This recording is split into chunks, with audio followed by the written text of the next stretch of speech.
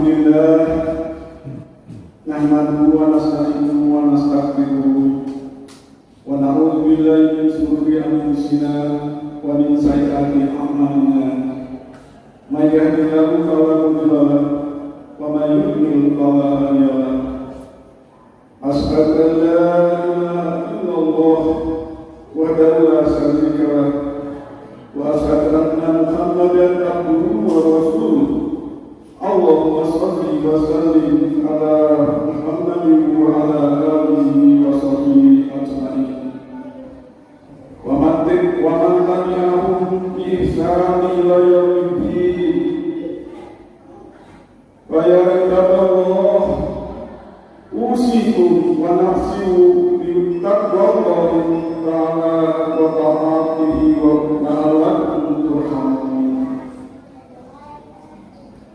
Wallahu ta'ala bil Qur'anil Karim, ya ayyuhalladzina amanu taqullaha haqqa tuqatih wa la tamutunna illa wa antum muslimun. Ya ayyuhalladzina amanu taqullaha wa qulu qawlan sadida yuslih lakum a'malakum wa yaghfir lakum dzunubakum wa man yuti'illah wa rasulahu faqad qadaw qawlan 'azima. Wa qala Rasulullah sallallahu alaihi wasallam, ittaqillah haitsu ma kunta fa'am bi as-sayyi'ata hasanah tamhuha wa khaliqin nas bi khaliqin hasan. Amma ba'du. Kaum muslimin sidang Jumat rahimakumullah, pada kesempatan yang membahagiakan ini, di hari Jumat yang penuh berkah, marilah kita senantiasa memanjatkan syukur tiada tara kepada Allah Subhanahu wa taala atas segala nikmat yang Allah anugerahkan kepada kita. Selawat dan salam semoga senantiasa tercurah atas baginda Nabi Muhammad sallallahu alaihi wasallam beserta keluarga, sahabat, para tabi'in, dan seluruh umat beliau hingga akhir zaman. Semoga kita mendapatkan syafaat beliau pada hari pembalasan. Amin, amin, amin ya rabbal alamin. Kaum muslimin sidang Jumat rahimakumullah, marilah kita senantiasa meningkatkan kualitas iman dan takwa kita kepada Allah Subhanahu wa taala dengan cara melaksanakan ibadah yang didasari hati yang khusyuk, tawadhu, tulus dan ikhlas, hanya mengharapkan ridho Allah semata-mata.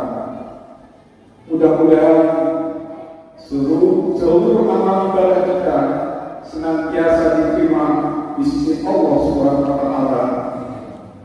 Dan juga marilah kita senantiasa berhati-hati dalam beramal, jangan sampai terjerumus, terjebak dan terperosok ke dalam perbuatan dosa dan kemaksiatan kepada Allah Subhanahu wa taala, di mana perbuatan dosa dan kemaksiatan itu akan mengantarkan pelakunya menuju kehinaan dunia dan akhirat.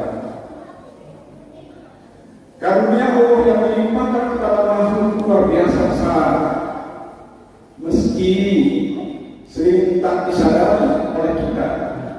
Anugerah itu meliputi segala aspek kehidupan, mulai dari yang fisik sampai non fisik, mulai dari harta benda hingga kenikmatan yang tak kasat mata, seperti kewarasan akal sehat, kesehatan, hingga iman seseorang.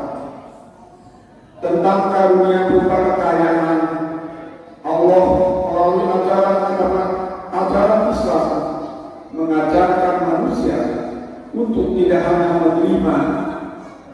juga memberi, tak hanya memperoleh, tapi juga membaginya. Disinilah anjuran berzakat, berinfak, dan bersedekah menjadi relevan dalam agama. Karena begitu pentingnya zakat, Islam sampai menjadikannya sebagai salah satu pilar pokok dalam berislam. Setiap umat Islam yang mampu wajib mengeluarkan zakat sebagai bagian dari pelaksanaan rukun Islam yang ketiga. Artinya dalam urutan rukun Islam, zakat menempati deret rukun setelah sholat. Ibadah yang paling ditekankan dalam Islam karena menjadi cermin dari praktek tauhid penghambaan kepada Allah SWT. Al-Quran pun sering menggandengkan perintah zakat setelah perintah sholat. Sedikitnya ada 24 tempat ayat Al-Quran menyebutkan sholat dan zakat secara beriringan. Contohnya sebagai berikut. A'udzu billahi minasyaitonir rajim. Wa aqimus shalah wa atuz zakah wazkuru ma'ar-rakiin. Artinya, dirikanlah sholat, tunaikanlah zakat, dan kumpullah beserta orang-orang yang bersyukur. Quran surat Al-Baqarah surat kedua ayat 43. Hal ini menandakan bahwa sholat sebagai ibadah spesial seorang hamba dengan Allah, tetapi bisa terlepas dari keharusan untuk peduli pada kondisi masyarakat di sekitarnya. Dengan bahasa lain, umat Islam yang baik adalah mereka yang senantiasa memposisikan dirinya secara beriringan antara ibadah individual dan ibadah sosial. Sayangnya, rata-rata tingkat kesadaran untuk menunaikan sholat barangkali karena ada harapan hasil kerja sendiri dari hamba kita yang membuat zakat terasa berat. Belum lagi tambah keinginan untuk menumpuk kekayaan sebanyak-banyaknya. Tertanam sebuah pikiran bahwa jika harta semakin banyak, maka semakin mudah dan enaklah kita menjalani hidup ini.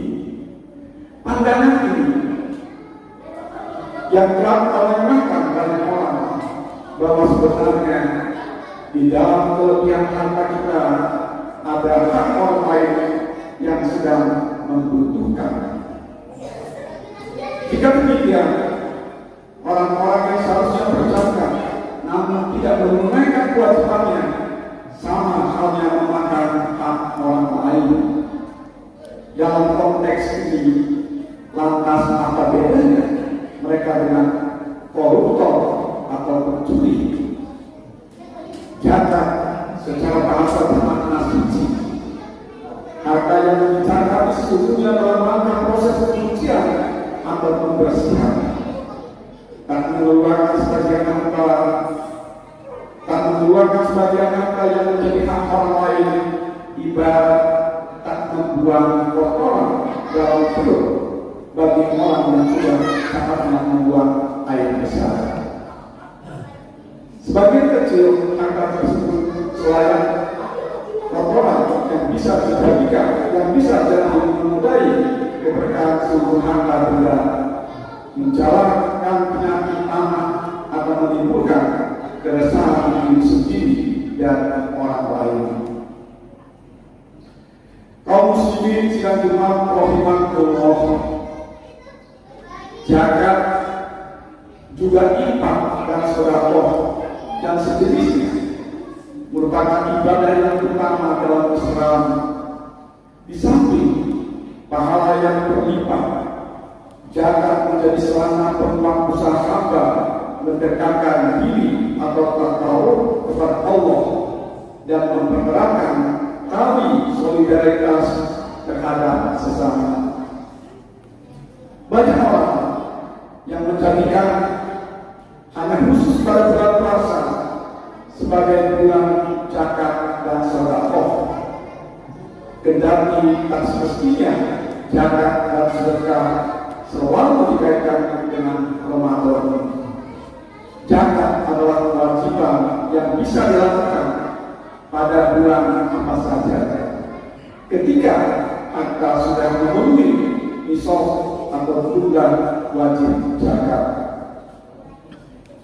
Profesor Yahya Kuresera berpendapat ada fakta yang sangat menarik mempelajari penelitian redaksi Al-Quran menyangkut kewajiban berzakat.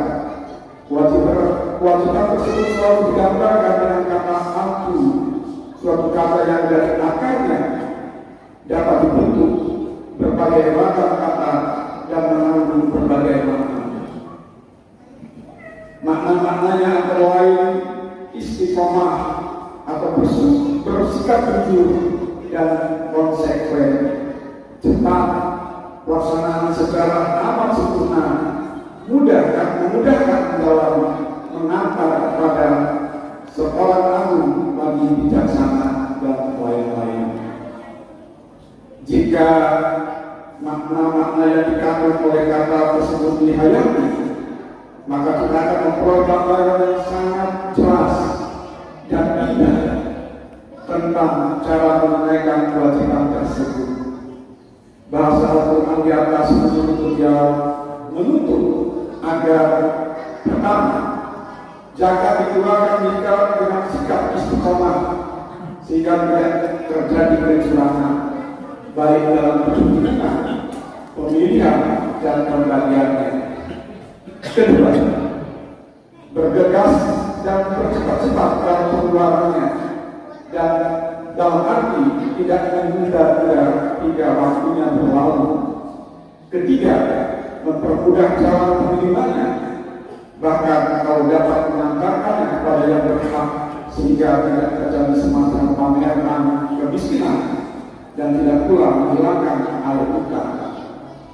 Keempat, mereka yang melakukan petunjuk-petunjuk ini adalah seorang yang agung lagi bijaksana. Kalau makna-makna di atas diperhatikan dan dihadapi dalam melaksanakan kewajiban zakat ini, maka dapat diyakini bahwa harta benda yang dikeluarkan benar-benar menjadi zakat dalam arti mensucikan dan mengembangkan jiwa dan harta benda telah kewajiban zakat ini. Kesucian jiwa melahirkan ketenangan batin bukan hanya bagi penerima zakat, tapi juga bagi pemberinya. Karena kedengkian dan iri hati dapat tumbuh pada saat seorang tak berpunya melihat seseorang yang berkecukupan namun enggan mengulurkan bantuan. Kedengkian ini melahirkan keresahan dari kedua belah pihak.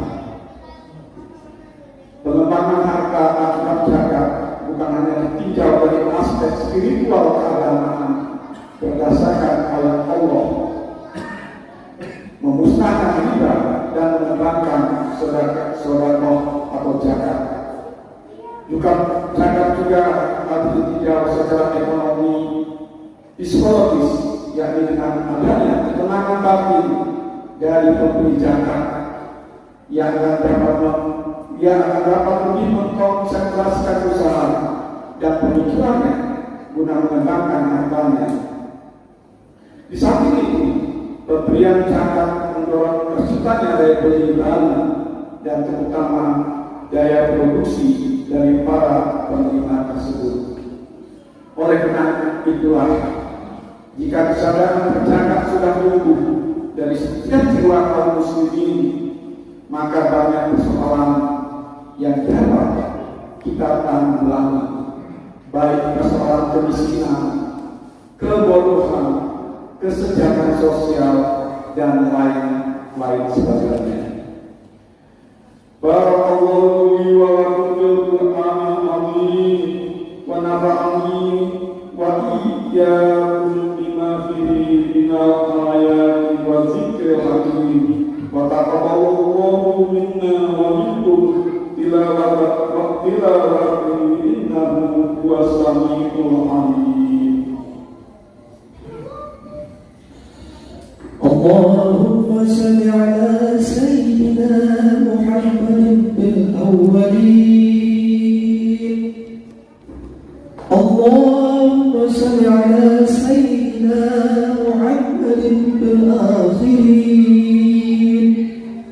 وبارك وسلم ورضي الله تعالى عن كل صحابة رسول الله أجمعين.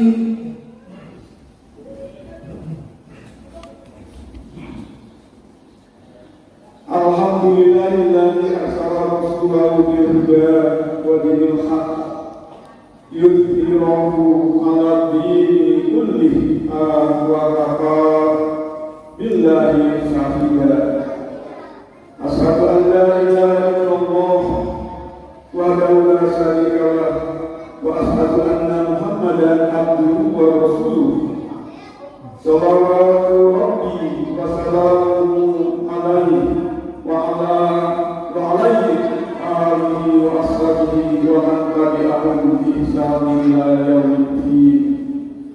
Wa ya ibadallah, usikum wa nafsi wa nafsi bi taqwallahi ta'ala taqabbal muttaqun.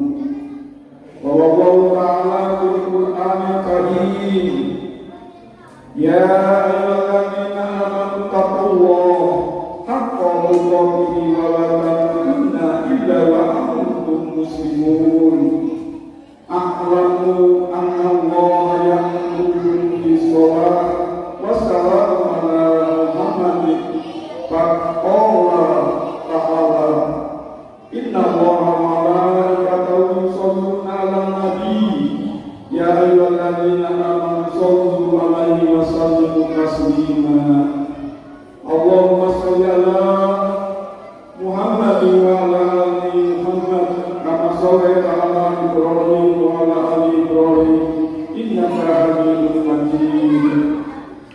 Allahumma ighfir lil muslimina wal muslimat wal mu'minina wal mu'minat al-ahya'i minhum wal amwat innaka sami'un qaribun mujibud da'wat. Rabbana ighfir lana wa li ikhwanina alladhina sabaquna bil iman wa la taj'al fi qulubina illa lil ladzina amanu rabbana innaka ra'ufur rahim. Rabbana zalamna anfusana wa in lam taghfir lana wa tarhamna lanakunanna minal khasirin. Rabbana hab lana min azwajina wa dhurriyyatina qurrata a'yun waj'alna lil muttaqina imama. Rabbana atina fid dunya hasanah wa fil akhirati hasanah wa qina adzabannar. Allahumma inna nas'aluka al-huda wat-tuqa wal-afafa wal-ghina. Allahumma aghfirni bihalalika an haramika wa aghnini bi fadlika amman siwak. Subhana rabbika rabbil izzati amma yasifun wa salamun alal mursalin walhamdulillahi rabbil alamin.